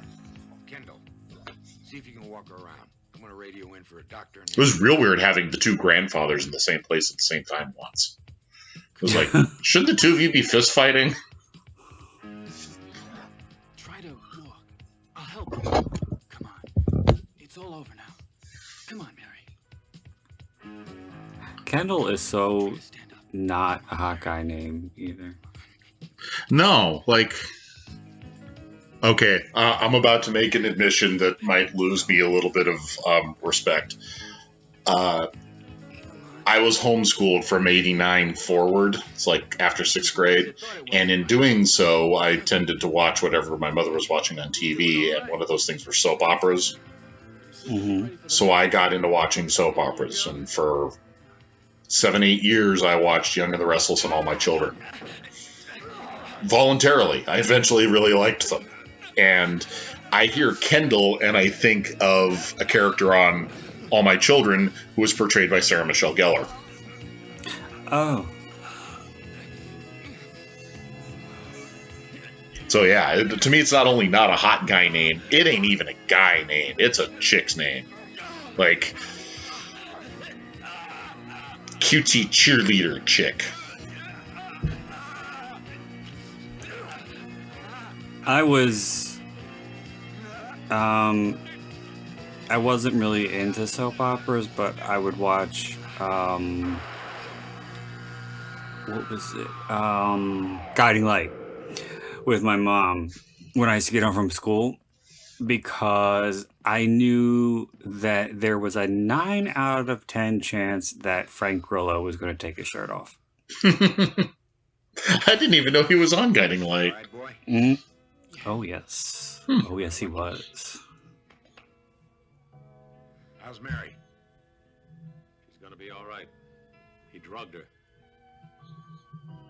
You really think so? He drugged her? That's why she's completely pliant and not moving and can't even speak? This place apart. Randy, you start in here. Where the fuck do you even get that drug? Right? I don't think... Was Rohypnol even a thing then? Did you ever see that movie with Michelle Pfeiffer? What Lies Beneath? Somebody gives it to her and they put her in a bathtub. And she can't move and the water is slowly rising. That was really like the only decent part of the movie.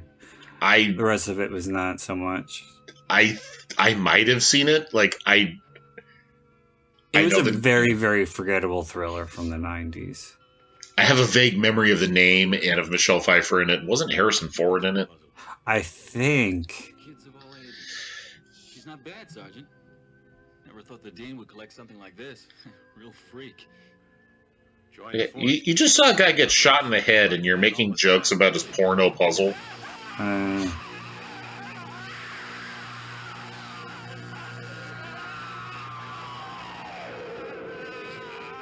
Like, no one in this movie acts like a human being. No. It's that Troll 2 factor. Again. Yep. That should have been the chair jump right there. Her falling out of the closet. And that should have been it. Yes. But they had to go for a twofer. And the second one does not work at all. No, it's like...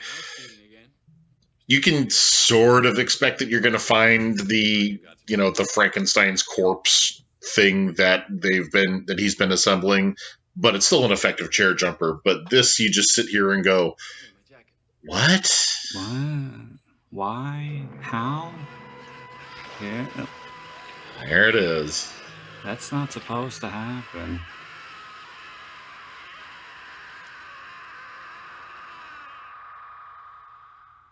And he crosses his eyes and, oh my God, I just clocked who he looks like. Oh, he looks like the lead singer from Quiet Riot. I don't know. Quiet Riot was this horrible pop metal band in the early 80s. Come On Feel the Noise was one of their big songs. Okay. Yeah. Their lead singer... Not a dead ringer, but I'd say like an 80% ringer for Kendall. Did Kendall ever even do anything after this? To the IMDb. Let's see. Where was Pieces? I had it back here. Pieces. Those were not a lot. Oh, are they still going? They're almost done. We're at the copyright. Not a lot of credits. Man, they did not give... a lot of people worked on this movie. They did not give anyone their just due. Ian Serra was the guy who played Kendall, and...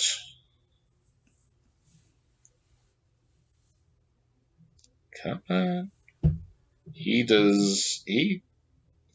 has 8 acting credits to his name. 3 of them were before Pieces, 4 of them after. Are they all Spanish productions? Most of them. Let's see. Here's Los Diablos del Mar, Tuareg, the Desert Warrior, Fanny Pelapaja.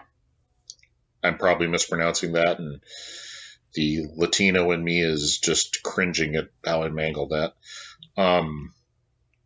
And then a couple that have English names, but I have no idea if they're foreign productions or not. Extraterrestrial Visitors, Mystery on Monster Island, The House on Garibaldi Street. And his last credit was 1984, a movie called Christina, which is apparently so innocuous and so unheard of that IMDb doesn't even have like a movie poster for it. It's just got the thumbnail for where the movie poster should be on the movie splash page is like a silhouette of celluloid film. Oh god. So yeah, he didn't exactly have a robust acting career. Well, I'm telling you, that nude scene killed it. You're like, oh man, you're willing to go that far? No, man, you've overcommitted. Yeah, for a movie like this, yes, yeah. Oh, and interestingly enough, I don't know why I didn't think of this when I said it, but I was saying about the bathtub in Slaughter High was the equivalent to the waterbed in the gym, and Dick Randall produced both movies. Huh. And there's a scene with Dick Randall, who plays an agent in Slaughter High, who's talking on the phone, and there's a poster for Pieces behind him. Interesting. Everything comes full circle. Apparently.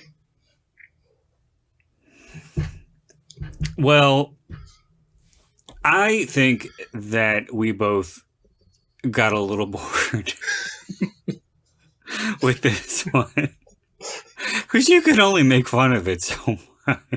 It really, it's a sitting duck of a movie. Like, it just begs to have the living shit beat out of it. Yeah. But sooner or later, you do kind of feel like you're picking on the special needs kid, because it's just... Oh. It's so inept and so... You just sit there for 90 minutes going, why?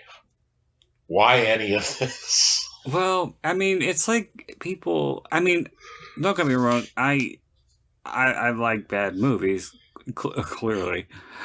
But how many times could you actually watch Troll 2 and like still think it's funny because it's so stupid? Or how many times could you watch The Room and still think it's funny because it's so stupid? And I know that there are people with both of those movies who go and see them and watch them like it's some kind of religious experience. They pray to the fucking troll gods and Tommy Wiseau. I can only assume that part of it is seeing it in theaters and the communal experience. Yeah. Because, I mean, to sit and watch... There's a movie, it's a terrible action movie called Samurai Cop. Mm-hmm. I just got a Blu-ray release. Yeah, seriously? Mm-hmm. I guess I shouldn't be surprised, but it is horrible beyond reproach. And I saw it first on Riff Tracks, and it's hilarious. To make fun of it and to have comedians make fun of it is fine, but to actually sit and I was like, I want to sit and watch it and see, because they always cut pieces out for Riff Tracks and Mystery Science Theater to fit runtimes. So I'm like, I want to see what they cut out, and I want to see it, all of it in its uncut, campy glory. And I watched it by myself, and I went, my God, why did I do this? Maybe it would have been funny in the theater with, 100 people laughing at the bad wig and the ill-fitting baseball cap and everything that makes Samurai Cop. But I can't imagine watching a movie like this alone and getting that comedic enjoyment out of it. And this I got more enjoyment out of watching Pieces this time because I watched it with you, and we could both sit here and just riff on it, as opposed to sitting here watching it by myself and going, what? What always puzzled me though is the Rocky Horror Picture Show has that same kind of communal experience. But that's not a bad movie. It's a campy movie. It's over the top, but it's well done and it's well acted. So I don't understand how that falls into the same category, or it's in the same column along with movies like this and The Room and Troll 2. I don't know. I can't explain that either. To be honest, I can't really explain Rocky Horror Picture Show at all. I don't get the love for that movie. I don't hate it, but it's never grabbed me. I enjoy it, and I don't like musicals. But yeah, it's odd that it has that same kind of cult following that The Room and Troll 2 and Hedwig and the Angry Inch. And oh God. Movies like that. Oh God, I hated that movie so bad. Oh my God, so did I. My ex made me watch that movie. And I was in physical pain. I physical agony. But I showed him so many bad slasher movies. It's like, okay, I gotta choose this. It was payback. Yeah, I get it. Trying to think. Well, let me just say this. I should have known that it was not a relationship that was going to stand the test of time, because I showed him Killer Clowns from Outer Space, which he'd never seen or heard of, and he despised it. He thought it was like one of the worst movies he'd ever seen. And I looked at him, I was like, you're not serious. You didn't like Killer Clowns from Outer Space. Everybody likes Killer Clowns from Outer Space. No, that was awful. Yeah, like I mean, I know that even my wife, who isn't a huge horror fan, I know that she would, at the very least, appreciate the campiness. Like, how can you not love the fact that that when they capture people and cocoon them, they're cocooning them in cotton candy? Like, there's just so much silliness to love about Killer Clowns. How could you not love the little one on his little moped? And then when he sneezes in the baby powder, and it goes. There's just so much to love about that movie. Well, that movie, there were two movies that he had such a strong reaction to. It was that, and it was Basket Case.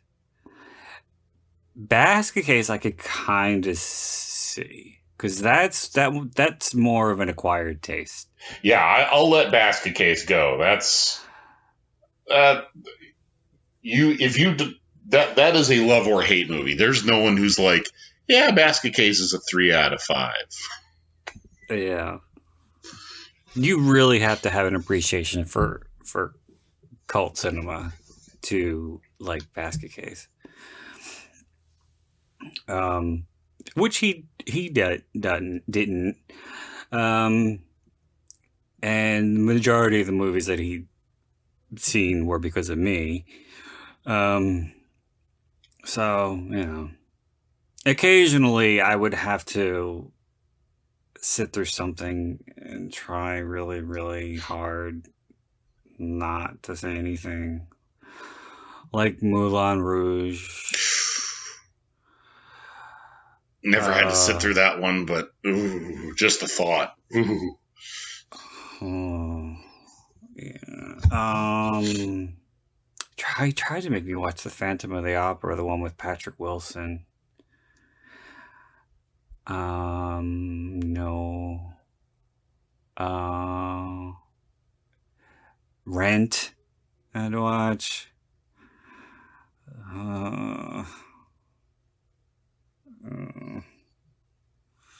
Well,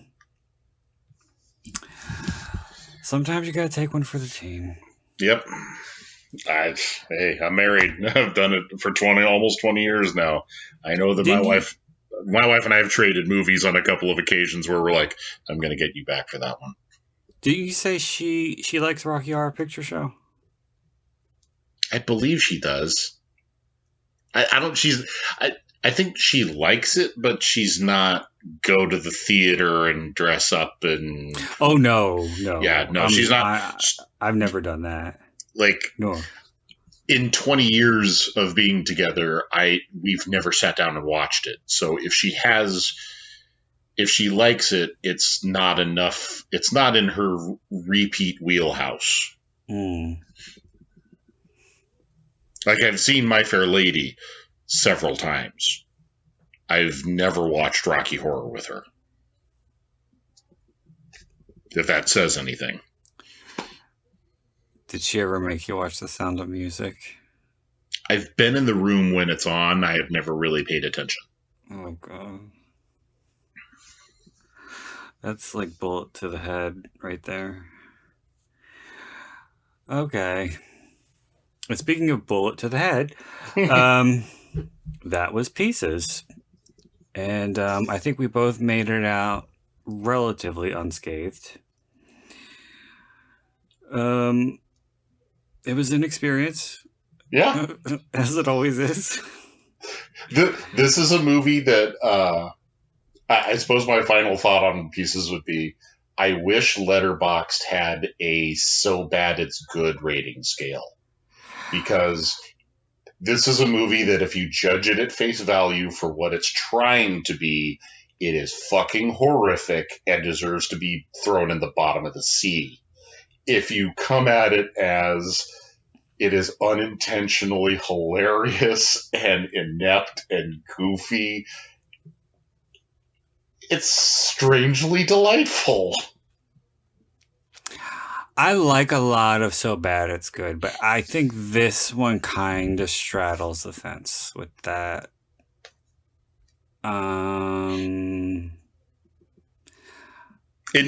It does need friends to watch it. This is definitely a get friends together, make fun of it movie. Yeah. Well, and then you got the dialogue, which is so laughably bad. That's fine, but there's some padding too that makes the experience a little more excruciating, especially if you're watching it alone. Yes. I mean, if you're gonna have a movie that's this bad, you can't have any excess baggage. You gotta tighten it up so that there's something happening on the screen at all times and there's no lulls. Mm-hmm. That is my 2 cents on Pieces. And Pieces does not have that. Is it a go-to for me if I want to laugh? Or, no. The only time I watched it by myself, it was a week or so ago when we were going to record this commentary the first time. And I hadn't watched it alone in years. I tried, but I was like, I can't do this. But it's also easier to get through because I've listened to so many podcasts who talk about it, and they go through every single frame and they talk about all of the shortcomings and all of the plot holes and all of the bad acting and everything about it that doesn't work, in addition to the general premise. You didn't think I was going to say the things that do work, did you? No. But yeah, all of the nonsense, in addition to what the movie is in or was trying to be. So, you know, it's kind of like I felt prepared. I can understand that, yeah. So having said that, unless you have anything else you'd like to add. No, I think we have shoveled enough dirt on the grave of this movie. Yeah. We've exhausted Pieces. Yeah. Let's let it rest in peace and let it rest in pieces. That was bad. Yeah. And if I could do the bastard line, that's how I would end this commentary, but we're not going to do that. No, we don't have the AV equipment that can withstand that type of ear-piercing shriek. Oh, boy. Okay. Well, I hope everybody enjoyed this one. Jed, thank you for joining me again. It was definitely a lot of fun. Thank you for having me again. Absolutely. And until next time, this is Brandon Ford wishing you all unpleasant dreams.